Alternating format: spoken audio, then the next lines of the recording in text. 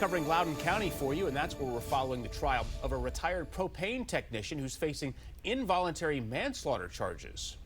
Well, Roger Bentley is accused of inspecting and then walking away from a Sterling home in February of last year, 25 minutes before it exploded, killing firefighter Trevor Brown. 7 News reporter John Gonzalez with us live this morning at the Loudoun County Courthouse as the testimony is expected to continue this morning. John, hello. That's right.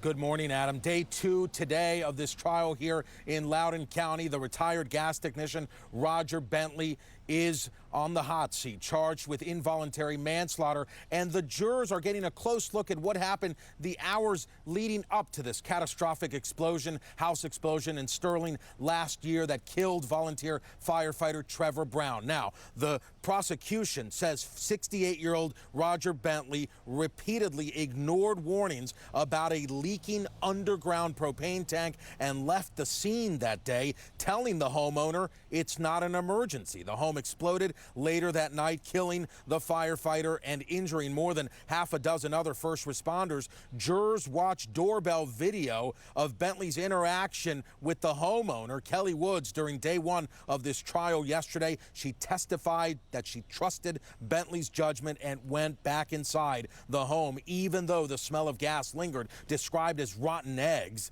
Now take a look. Here's a live look at the site this morning in Sterling from our 7 News drone up above. It is now a memorial park dedicated to the firefighter's legacy. Now in court, the defense painted a very different picture, calling Bentley a blue-collar worker and saying that he is being deemed the fall guy. They say the homeowner failed to replace the tank after a failed inspection 7 years ago, and that others in the area, neighbors, also smelled the odor of gas but did not call 911 or the fire department. They insist Bentley was doing his job and believed it was safe. Quote, why would this man who worked for the gas company for 39 years with an impeccable record leave the scene of a gas leak?